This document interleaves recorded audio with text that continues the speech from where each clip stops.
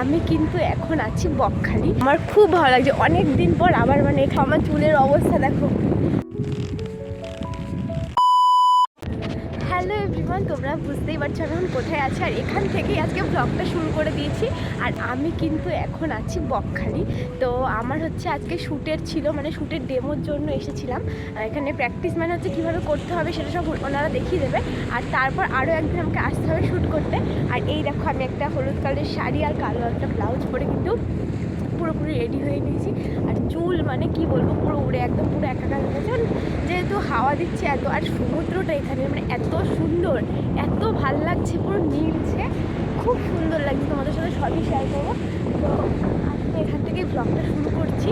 মানে আমি টাইম পাইনি আর, মানে রেডি হয়ে সাথে সাথে বেরিয়ে এসেছি, তাই ভাবলাম চলো সমুদ্রে যখন এসেছি এখান থেকেই শুরু করা যাক। তো এখান থেকে শুরু করলাম।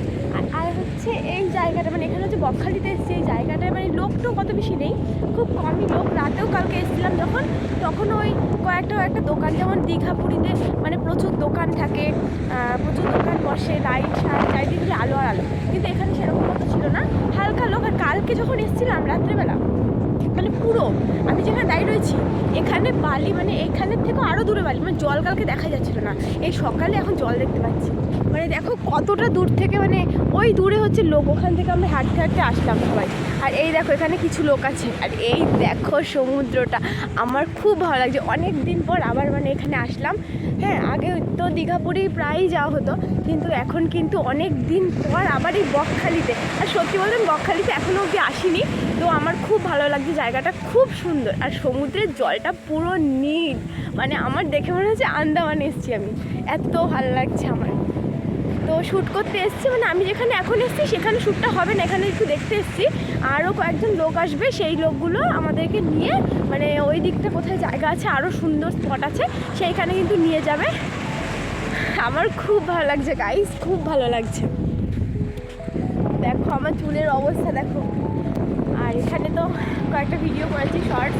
আর আজকে এবার কিন্তু আমি একাই এসেছি, মানে বোন আসেনি, মানে আমি এসেছি, আরও একটা মেয়ে এসছে। মানে বুনুর যেহেতু এক্সাম চলছে, ও কিন্তু মানে কাজ করছে না এখন আপাতত, আবার পরে বুনু করবে শুরু এক্সামের পরে। তো আর কেমন লাগছে আমাকে কমেন্টে জানি। আমি কিন্তু সেরকম মেকআপ টেকআপ কিছু করিনি, শুধু মানে সানস্ক্রিনটা মেখেছি যেহেতু রোদ থাকে, আর একটু লিপস্টিক পরেছি আর টিপটা পরেছি, আর এমনি এক্সট্রা কোনো মেকআপ করিনি। খুব ভালো লাগছে আমার। আর তোমাদের সাথে যেখানে যেখানে যাবো, যেই শ্যুট করবো সব তোমাদের সাথে শেয়ার করবো, তার জন্য কিন্তু পুরো ব্লগটা তোমাদেরকে দেখতে হবে।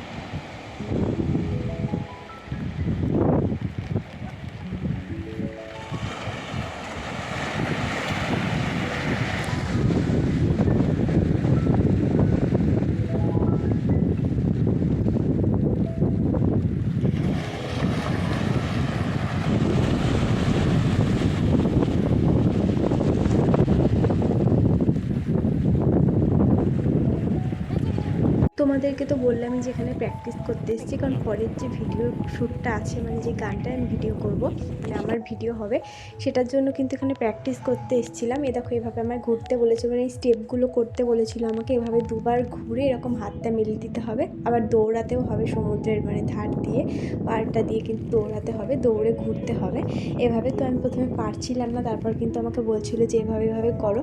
তারপর দেখো এখান থেকে কিন্তু আমি এই যে আবার এটাই করছি, মানে এটা বারবার হচ্ছে না, আবার কিন্তু এইটাই ঘোরাটাই করছি। আর চুলগুলোর অবস্থা দেখছো আমার কেমন, মানে উড়ে সব যাচ্ছে। আর এই দেখো এই দৌড়ানোটা করতে হবে, মানে এটা দৌড়ে সমুদ্রের একদম পাড়ে দৌড়ে আমাকে ঘুরতে হবে, আর পা দিয়ে একটু জল ছেটাতে হবে। দেখো এটাও আমার হচ্ছিল না বলে আমাকে বারবার বলছিল যে করেই যাও। যতক্ষণ না পর্যন্ত হচ্ছিল ততক্ষণ কিন্তু আমার করেই যেতে হচ্ছিলো। আর ঘুরতে ঘুরতে একবার কিন্তু আমি পাটা বালিতে মানে মারার সময় পড়েই যাচ্ছিলাম। তো ওইখানে দেখো সমুদ্রের সামনে এসে করছি এটা।